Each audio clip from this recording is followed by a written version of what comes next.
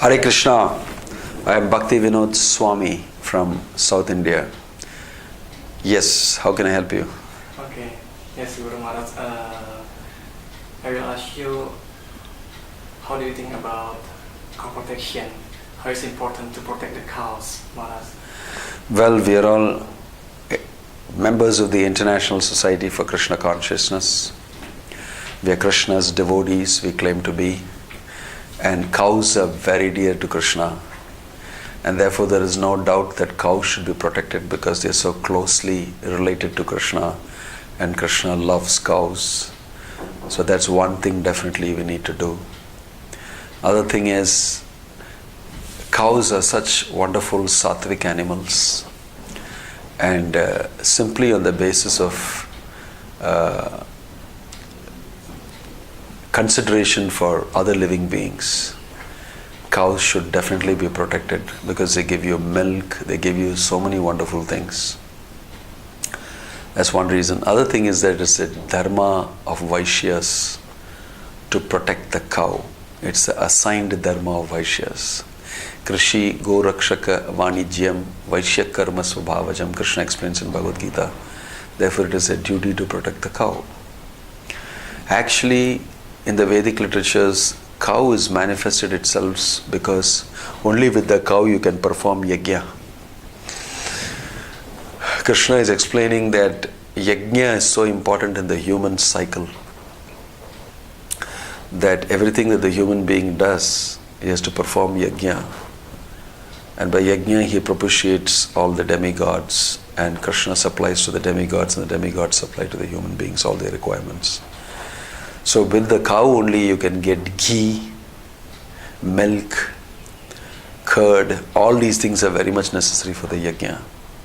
So therefore, according to Vedic scriptures, cow is not just an ordinary animal. It's an absolutely essential aspect of every human being's life. And because he needs the cow for performing yajna and becoming successful in the execution of deities, his duties, therefore cow is very essential. So the Vedic system is every house had cows. They would get milk, and the cow is so intimately related with the family that anything happens in the family, the cow would also feel it. And I remember that traditionally the cow will cry if anybody dies in the family of the human being, because he is a member of the family and he is contributing from his side. So in this way, for all these reasons, it is so essential to protect the cow, so our culture is preserved and human beings are directly secure if the cow is given security. This is a subtle Vedic reason culturally that we need to adopt.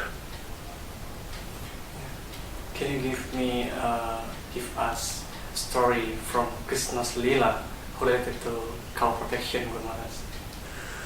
Well, as far as cow protection is concerned, Krishna was the greatest protector of cows. Nanda Maharaj had 9 lakh cows, and Krishna was in charge of taking the calves first, and then he graduated into taking the cows. And Krishna was once told by Yashoda Mai that he should wear shoes because he's going to the forest, and spikes and thorns and twigs and stones and pebbles will hit his feet, and she was very concerned about his sweet, soft lotus feet.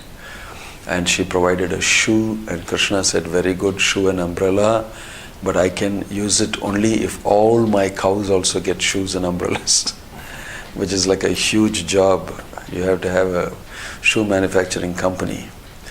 This showed how Krishna cared for the cows so much that even for himself, whatever care was given by his parents, he sought the same care for the cows from his parents.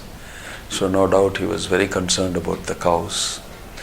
Therefore, that's a very clear example of Krishna looking after the cows very nicely. And Krishna would take great pains to bring all the cows back home, and he would personally remember the names of the cows. He should chant the name of the cows. He would go on top of the tree in Ter Kadamba and call for the cows to come back during sunset, and he will, put them all together and come back home.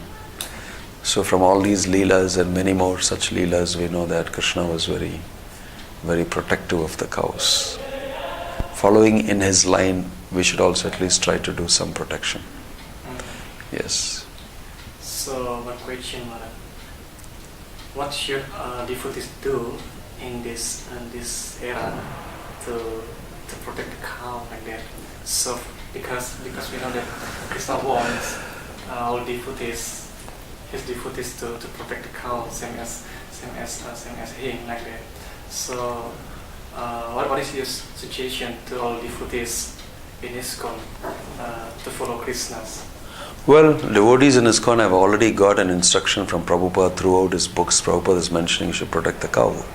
There's no doubt he has to do it. But in the present situation in Kali Yuga, urban living and sinful living has so much taken the center stage that people are not mindful.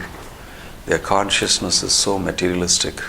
They are so sinful that don't even understand what a great sin it is that they are eating the cow. That's the culture we have. So we have a long way to go to convince people to protect the cow. Luckily, the government now in India at least is a little favorable towards these things, and some steps are being taken, and ISKCON in India is also working with the government to get some things done. Some type of cow protection every temple should undertake. I'm sure in the future they will understand that importance, and because of that the deities and the temples we establish could have some sort of a standard that wherever there are deities, you need to have cows for giving the deities good offerings of pure milk and cow products, things like that. In a small way we can start and educate the people about the cow and what it means to protect the cow, involve the community in the protection of the cow, and gradually I think that sense will dawn in and it will spread, and we'll be able to create that culture of protecting cows. Very important. It's our duty to teach people to protect cows. Yes, I think enough, Maharaj. Okay. Thank you. Hare Krishna. Hare Krishna. Hare